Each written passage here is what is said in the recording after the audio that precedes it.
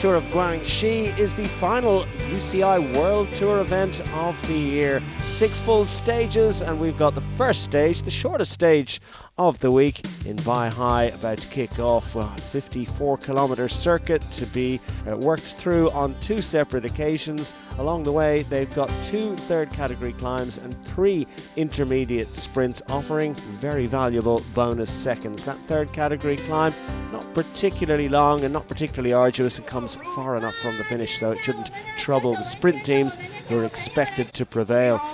Among them, of course, LottoNL-Jumbo, including Dylan Groenewegen, a stage winner in 2017 and many people's pre-stage favourite. Søren Kragh Andersen also ready to do battle for Team Sunweb on behalf of Max Walscheid in this afternoon stage. Here, Dylan Groenewegen, he's really strong. He showed it in the Tour de France, and also the other sprinters like Walscheid and Jacobsen. It's a lot of guys out here. I think the favorites are Groenewegen, Walscheid, Demar. Maybe I'm missing some, but there's a lot. And yeah, you can finish 6th with a good sprint, and you can win with a good sprint. So many good sprinters are here. Yeah, you have a lot of sprinters, a lot of sprint chances. Yeah, looking to Ackerman as a good rider. Yeah, every sprint team has a sprinter. Walscheid, Jacobsen. Yeah, you have a lot of good riders. So yeah, it can be a hard race, but yeah, try to win. Pascal Ackerman, Fabio Jacobsen and of course Dylan Groenewegen among the pre-stage favourites as the riders are sent on their way. All 18 World Tour teams present in this relatively newly minted event. We're in the South China Sea. We're just on the edge of the South China Sea. It's South Central China in the Guangxi Chinese autonomous region, and right from the get-go the action was hot and heavy, with riders trying to get themselves into the early break. With it just over 108 kilometres, well, the bunch not too keen to let anything up the road, and the pace was extremely intense in the early stages as riders tried to establish a move, with the Yusuf Mirza, the UAE Team Emirates road race champion, very keen to show his jersey. His teammate as well, Olivier Troya, among those trying their luck in the early stages. Luke Rowe, Sylvain Dillier, and everyone anxious to see whether the bunch were interested in allowing that one up the road. It ultimately wouldn't be the early move of the day, although Sylvain Dillier was one of the riders that did manage to make it into that early move. And the intensity, well, you can see it on the faces of the riders, you can see it by their speed across the tarmac. Everyone trying to get organised and make sure they stay out of trouble. It's not always that easy, as Leonard Kamna finds himself with a front wheel puncture. Gives the news to his team, and there's no panic at all for this experienced Team Sunweb rider. And 3 riders in the early break of the day: Sylvain Dillier, Andrei Grivko and Yusuf Mirza managing to stretch an advantage, with Team LottoNL-Jumbo controlling the pace on the front of the peloton, never letting that one up the road by more than a minute. And it's Marco Haller that has also managed to make it in after a 6-month layoff, takes the first sprint of the day and the 3 bonus seconds that go with it. So useful points for Marco Haller, who suffered a broken kneecap earlier in the year, but he's back racing. So too is Pascal Ackerman in the middle of his Bora Hansgrohe squad, recognisable by those German national road race champions colours. And the peloton stretched thin under the intense pace.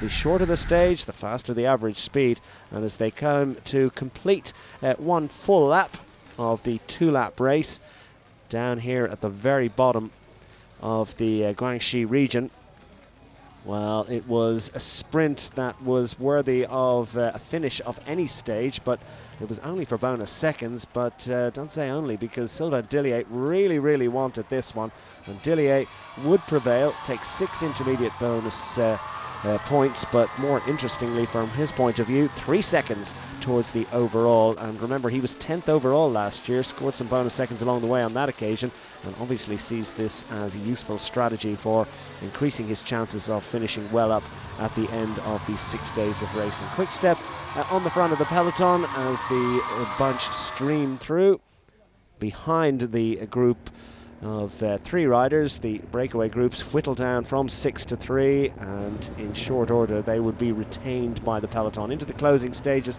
Francis de Jeu on the front of the peloton, thinking about the interests of Arnaud Démare, the top French rider, who's in some pretty good form of late and would like to open his account in the Tour of Guangxi.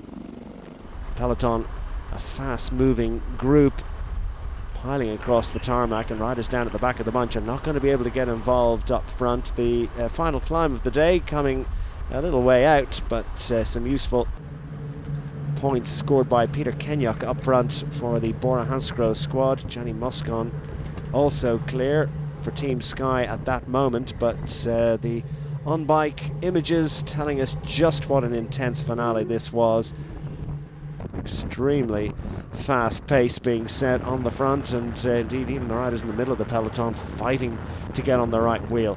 Team LottoNL-Jumbo want to make sure they keep this as fast as possible for Dylan Groenewegen. They don't want to allow anything to race clear, and well, Lotto Soudal have different thoughts as they try to put someone up close to the front.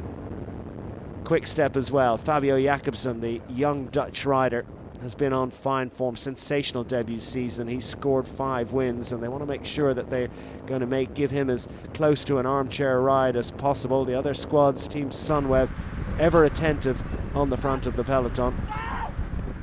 Meanwhile, in the middle of the bunch, it's pretty hectic in there, and lots of shouting and screaming as nobody wants to give an inch, and by the same token, no one wants to be put in any sort of danger. So that little move well inside the final 10 kilometers now isn't going to be quite enough, because Team Sunweb have covered that one. We see the blue jerseys of the Astana squad moving up for Riccardo Minali, their sprinter. And a late attack from Team Quickstep, well, it's not going to pay dividends, but it has served the useful purpose of giving Fabio Jakobsen a decent armchair ride. Just Dan McClay is just elbowing his way to the front, but is he going to get there in time as they wind up for the finish? Mitchell and Scott squad peeling off.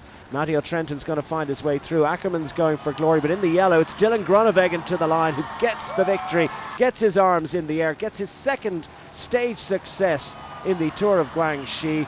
It's a 14th victory of the season for the sensational Dutch sprinter as he vanquishes Ackerman, Walscheid, Jakobsen and the rest. No one quite able to get on terms. Good job, man. Okay, man.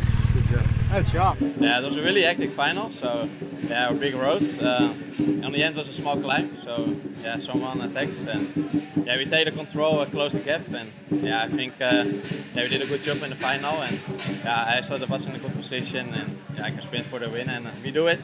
So I'm really happy that we win the first stage, and yeah, tomorrow is a new day, and we try it again.